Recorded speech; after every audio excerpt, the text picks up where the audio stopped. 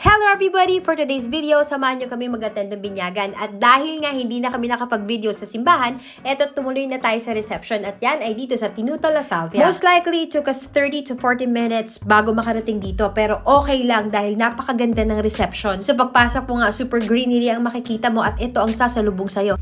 Kaya naman hindi ay pinalagpas ng nanay nyo at ayan nga, nag-feeling senyora ako na para bang ako ang may-ari ng villa na ito. Sumabay pa ang sunlight kaya naman feel na feel ko ang bawat eksena. At ayan nga, ang tatay nyo, syempre hindi rin nagpahuli at nag-feeling na syendero din. Tignan nyo at may paturo-turo pa. May hawak pang wine glass na tubig lang naman ang laman. Hindi ko tuloy alam kung siya ba ay anak lang o siya mismo ang contractor. Pero in fairness, mukhang convincing dahil mga kausap niya, mukhang naniniwala sa kanya. At ito na nga ang mga feeling anak din ng mga mayayaman, lalo na si Rafa. Ayan, tignan nyo at talaga namang enjoy na enjoy sa pagkuha ng mga bola. Kahit halos gumulong na at magkandarapa-rapa sa pagpulot ng bola, okay lang, go lang. Ang importante lang naman doon ay syempre mag-enjoy talaga sila ng todo. Pero dahil mga pagod na nga mga katawang lupa nila, kaya nagpahinga muna sila ng sandali. Pero dahil sinabi ng kanilang animator na isa pa, ayan at go na ulit ang mga bagets, kaya isinaboy na ulit sa kanila ang mga bola.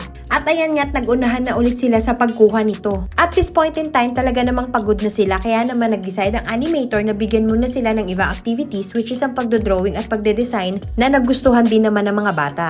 Marami silang activities but I think this is their favorite, ang tug of war. Ilang beses nga nilang ni-request ito sa animator which is pumayag din naman. Kahit na nga namumula ng mga palad nila, go pa rin sa paghila ng lubid. Super nag-enjoy sila sa laro na to kahit yung ibang bata medyo napipikon pag natatalo at umiiyak. Syempre, hindi ko na kinunan yun. Baka mamaya magsumbong pa sa nanay tapos awayin ako, diba? At ayan nga si Rafa, sumisenyas na masakit na daw ang mga kamay niya. Hinihinday ko lang na pumunta siya sa akin pero ayan, mukhang deadma. At eto nga, nag-request ulit ang mga bagets na gawin itong tug of war kasama ang mga adult. Buti na lang nga join din ng mga wranglers. Kaya naman ayan, pahirapan. Sige, hila dito, hila sa kabila. Go! Matirang matibay, lahat gustong manalo. Pero syempre, nanalo ang team ni na Rafa. And finally, lunchtime na. So pagpasok mo sa restaurant, dito ka titingin para malaman mo kung anong table number mo. Nauna na nga pumasok si tatay na para bang gutom na siya, kasabay pa niya't nahagip sa camera ang poging si Kuya Irvin.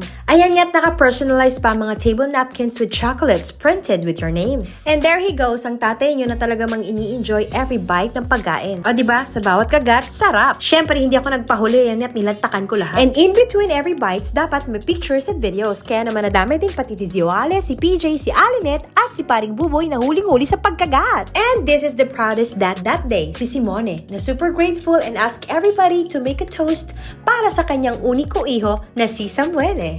Ito din palang personalized table napkins para sa mga bata dahil hiwalay din ang table nila which is really good kasi nai-enjoy nila yung privacy na pagiging bata na sila lang ang magkakasama sa table. Pero syempre, kailangan pa rin ng supervision kaya naman once in a while pinupuntahan namin sila sa table nila to ask them if they need something, although may mga waiters naman at nandun din ang animator na kasama nila to provide what they need. And just like the adults, ayan nga't kitang-kita din sa mga bata na nag-i-enjoy sila sa kanilang pagkain. A very simple meal yet flavorful. I also want to commend Maymay and Simone for this very organized celebration. Talaga namang super hands-on sila. And most of the parents there appreciate yung idea na hindi namin kailangang habulin or bantayan ng mga kids namin because they provided an animator to entertain kids and to make things easier for us. At ayan ang pruweba ng dalawang inahin na piling mga Disney princesses at nagganda-gandahan sa camera. At habang kami nagaganda-gandahan, ito naman naglalasing-lasingan. Syempre, hindi magpapatalo ang Lola Lala. Ayan, tignan mo. At feel na feel ang pag-ikot-ikot. Dahan-dahan at baka masubsob.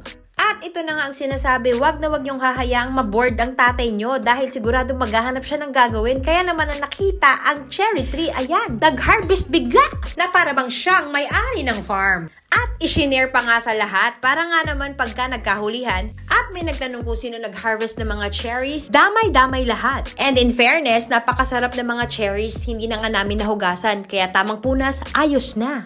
Super saya ng celebration at hinapon na nga kami at inabot na ng sunset. Pero ayos lang dahil lahat nag-enjoy. Kaya thank you so much, Baby Samuele, and welcome to Christian World.